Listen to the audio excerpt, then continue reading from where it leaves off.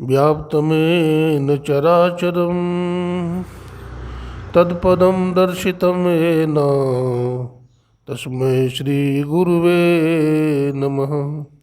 ध्यानमूलं गुरुर्मूर्ति, पूजामूलं गुरुपदं, मंत्रमूलं गुरुर्वाक्यं, मोक्षमूलं गुरुकृपा। बोलिए प्रेम से श्री सद्गुरु महाराज की,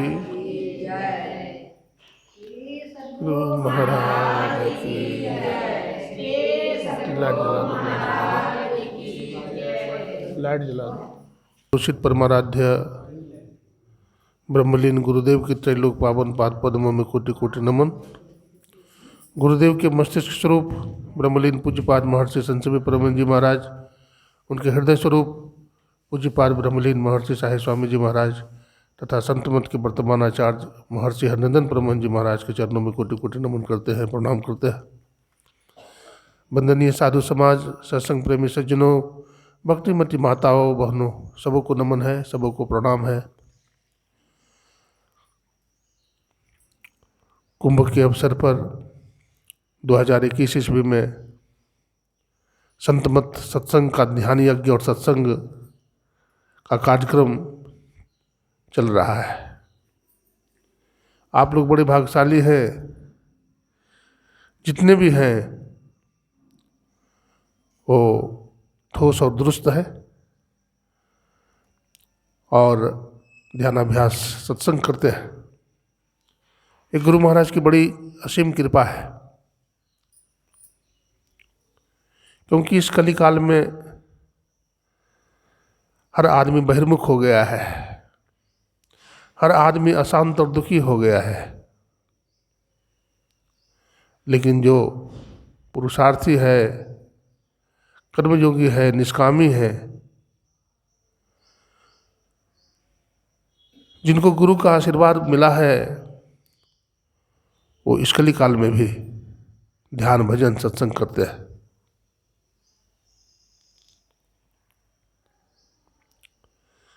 हमारे धर्म ग्रंथों में ऐसे बहुत महापुरुषों की चर्चा मिलती है जो अधिकारित होते हैं। आप देखें तो कठोपनिषद में नचिकेता का प्रसंग आता है।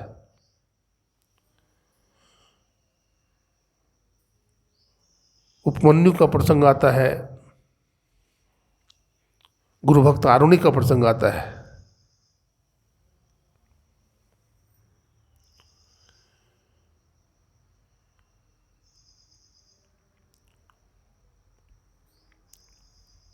ये प्रसंग क्या बताता है? गुरु के सानिध्य में शिष्य रहता था और ध्यान भजन सत्संग करता था और गुरु सेवा करता था। नचिकेता भी परम गुरु भक्त था। बतलाते हैं नचिकेता के पिता बाजेश्रवस जब बहुत बड़ा यज्ञ किया तो बहुत सारे ब्राह्मणों को, संतों को उन्होंने निमंत्रण दिया और उन्होंने कहा था कि मैं यज्ञ की पूर्णाहुति के बाद साधु ब्राह्मणों को दुधारू गाय दान करूंगा, जिसके सींग में 2-2 किलो का सोना मढ़ा हुआ होगा और खूड़ में चांदी मढ़ा हुआ होगा। ऐसी नवजवना गायें साधु ब्राह्मण को दान में दूंगा। लेकिन जब यज्ञ समाप्त हुआ तो उसको मोह हो गया, वो बूढ़ी बूढ़ी गाय दान करने लगा। उपनिषदकार लिखते हैं कैसी गाय दान करने लगा, तो भाष्य में शंकराचार्य महाराज लिखते हैं दुग्ध दोहा। क्या लिखा? दुग्ध दोहा। ऐसी गाय जिसकी दूध दूह ली गई हो, अब दूध नहीं देगी, जो दे दी सो दे दी, अब दूध नहीं देगी। जग तृणा, जगतृणा का मतलब हुआ है ऐसी गाय जो घास खा ली है अब दोबारा घास नहीं खाएगी। निरिंद्रिया, निरिंद्रिया का मतलब क्या हुआ? जिसकी इंद्रियां शिथिल हो गई हो, जिसकी हर इंद्रिया नाका बेकार हो गया हो, ऐसी गाय देने लगा। तो नचिकेता को दुख हुआ। तो नचिकेता खड़ा हो गया पिताजी के सामने हाथ जोड़ करके और कहा, पिताजी आपने तो कहा था यज्ञ की समाप्ति के बाद ब्राह्मणों को, संतों को दुधारू गाय, नवजौवना गाय प्रदान करूंगा, जिसके सींग में 2-2 किलो का सोना मढ़ा हुआ हो, कुड़ में चांदी मढ़ा हुआ हो। लेकिन आप तो ऐसी ऐसी बूढ़ी बूढ़ी गाय दे रहे हैं जो इंद्रियां शिथिल हो गई हो, जिसकी इंद्रियां कमजोर हो गई हो, जो अब दूध नहीं लेगी, जो अब चारा नहीं खाएगी, घास नहीं खाएगी। उसके पिताजी सुनते रहे, लेकिन बार बार जब उसी बात को दोहराया तो पिताजी को क्रोध आ गया और कहा, जा मैंने तुझे यमराज को दिया। उन्होंने कहा भी कि पिताजी हमको आपने किसको दान किया? तो कहा तुमको यमराज को दे दिया। अब देखिए ऐसा गुरु भक्त बालक, पितृभक्त मातृभक्त बालक, वो चला गया यमराज के पास। नचिकेता छोटा सा बच्चा है, ब्रह्मचारी है, वो चला गया यमराज के पास, यमलोक चला गया। और जब यमराज के घर में पहुंचा तो यमराज जी नहीं थे घर में, उनकी धर्मपत्नी थी। तो कहा, यमराज जी कहाँ गए हैं? बोला वो तो गए हैं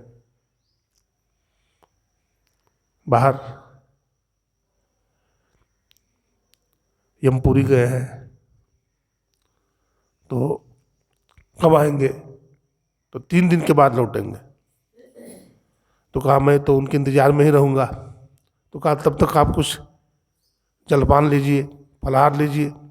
बोला नहीं, कुछ नहीं लूँगा, जब तक हमारा सवाल का जवाब नहीं मिलेगा मैं यूं ही रहूँगा। तो उसी तरह से नचिकेता 3 दिन तक भूखा प्यासा रहा। जब यमराज आए ना तो उनको देख करके प्रणाम किया। देखिए किसी व्यक्ति से किसी का जान पहचान नहीं हो, कोई इंट्रोडक्शन ना हो, और उसको देखते ही उसका सिर झुक जाए तो समझना चाहिए कोई महान पुरुष है, कोई गुरु भक्त है। तो यमराज का सिर झुक गया नचिकेता के सामने और हाथ जोड़ के कहा, हे नचिकेता, आप हमारे दरवाजे पर 3 दिन तक भूखे प्यासे रहे, कुछ नहीं खाया, मुझे पाप लगेगा, मुझे पाप लगेगा। आप ब्रह्मचारी हैं, सन्यासी हैं, हमारे दरवाजे पर 3 दिन तक भूखे प्यासे रहे, ये मुझको पाप लग जाएगा। देखिए सन्यासी अगर गृहस्थ के दरवाजे पर भूखा प्यासा रह जाता है तो उसका धन की क्षति हो जाती है, स्वास्थ्य की क्षति हो जाती है, सब चला जाता है। कहा कि आप कृपा करें, कहा कि हमारा सवाल का जवाब दे दीजिए, हमारा जिज्ञासा का समाधान कीजिए आप। कहा क्या जिज्ञासा है? कहा मुझे आत्मा के संबंध में बताइए। यमराज ने कहा आत्मा के संबंध में तो बड़े बड़े ऋषि मुनि भी नहीं जान पाए, आप जानकर क्या करोगे? सुनो नचिकेता, राजपाट ले लो, इंद्र का इंद्रलोक ले लो, ब्रह्मा का ब्रह्मलोक ले लो, लेकिन आत्मा के संबंध में मत पूछो, क्योंकि आत्मा को बड़े बड़े ऋषि मुनि भी नहीं जान पाए। नचिकेता ने कहा भगवान, इसीलिए तो मैं जानना चाहता हूँ, जिसको ऋषि मुनि भी नहीं जान पाए उस तत्व को मैं जानना चाहता हूँ।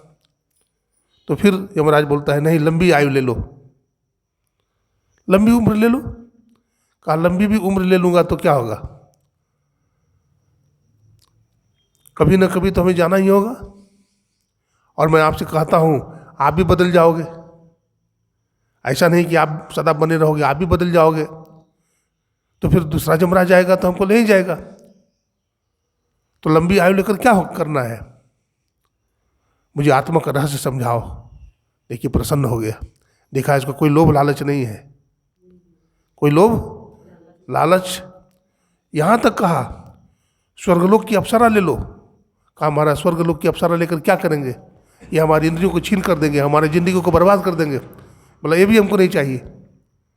तो कहा, खुश हो गया यमराज। बोला हे नचिकेता, मैं तुम्हें आत्मा का रहस्य बताता हूं।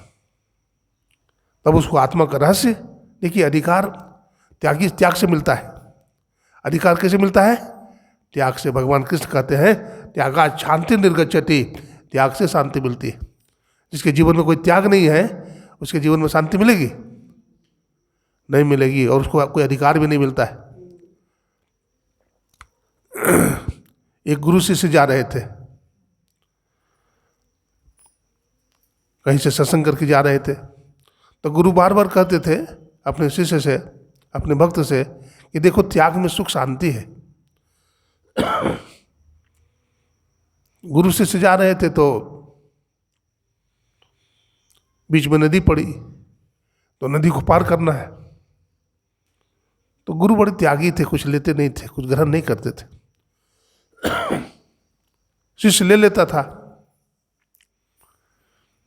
अब नदी पार करनी है तो नाव पर बैठे गुरु शिष्य, केवट पार कर दिया तो केवट उतराई मांगा, पैसा दो उतराई। तो गुरुजी के पास तो पैसा था नहीं। शिष्य का मुंह देखने लगे तो शिष्य के पॉकेट में 5 रुपया था। 5 रुपया केवट के हाथ में दे दिया। रास्ते में चलने लगे गुरु शिष्य। तो शिष्य ने पूछा गुरु से, गुरुदेव आप कहते त्याग में बड़ा सुख है, बड़ा शांति है, आप पैसा नहीं लेते हैं, नहीं छूते हैं, मैं पैसा लेता हूँ। अगर हमारे पास पैसा नहीं होता तो उतराई कैसे देता? गुरु ने कहा बेटा तुम कितना समझाते हो, समझाता हूँ तुम समझते नहीं हो।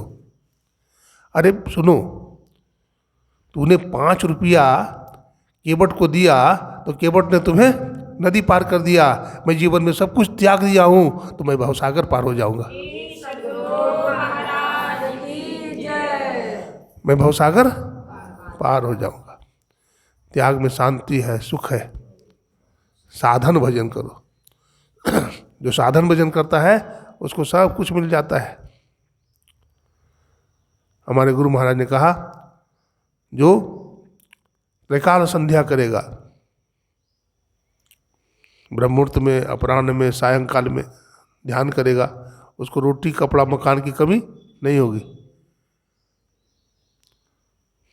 हमारे गुरु महाराज थे परमाराध्य, उन्होंने कहा मुझे अपने गुरु की सेवा करने का मौका मिला, बाबा साहब का। मुझे खाने को रोटी नहीं मिलती थी, पहनने का कपड़ा भी नहीं मिलता था, बहुत गरीबी से गुजारा चलता था। लेकिन एक दिन बाबा साहब का चरण दबाने का मौका मिला और बाबा साहब की ऐसी कृपा हुई कि न हमको रोटी की कमी है, न कपड़ा की कमी है, न रहने का मकान की कमी है। गुरु सेवा सम को न सेवा, मैं ही कर गुरु सेव जी, भजो भजो गुरुदेव हो भाई, गुरु गुरु गुरुदेव जी। भक्ति नाव में ले चढ़ाई, पार करे भवखेव जी। तो गुरु भवसागर से पार कर देते हैं। गुरु के अनुसार चलना चाहिए, साधन करना चाहिए, भजन करना चाहिए, पंच पाप से अपने आप को बचाना चाहिए, तो सफलता जीवन में मिल जाती है। देखिए आश्रम यहाँ बहुत सारे हैं। गुरु भक्तों को देखता हूँ सफाई पर बहुत ध्यान देते हैं, और सफाई बहुत ज़रूरी भी है। कोरोना वायरस, अगर साफ सुथरा नहीं रहेंगे तो बीमारी पकड़ लेगा। इसलिए सफाई भी, तन की सफाई, मन की सफाई और ध्यान, हाँ, जहाँ रहते हैं वहाँ की भी सफाई करिए। देखिए कोरोना वायरस बहुत भयंकर बीमारी है। मैं बार बार कहता हूँ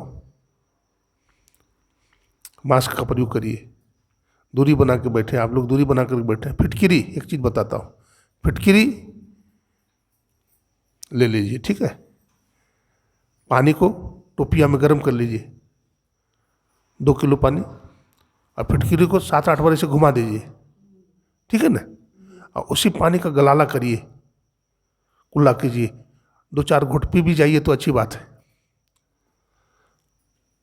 कोरोना नहीं पकड़ेगा, कोरोना नहीं पकड़ेगा। दालचीनी, लौंग, इलायची, तुलसी मिला करके काढ़ा पीजिए, गर्म पानी पीजिए, दूरी बना करके रहिए, बाहर में ज़्यादा मत घूमिए। इससे क्या होगा, आप बचेंगे, आप बच सकते हैं और दूसरों को भी लाभ होगा कि बीमारी दूसरों को नहीं फैलेगा। इसलिए बहुत सावधानी से रहना है। गुरु महाराज सबकी रक्षा करेंगे, क्योंकि सब गुरु दरबार में आए हैं। इन्हीं शब्दों के साथ गुरु महाराज को प्रणाम करते हैं, आप लोगों को भी प्रणाम करते हैं, अपनी वाणी को विराम देते हैं। बोलिए प्रेम से श्री सद्गुरु महाराज की जय।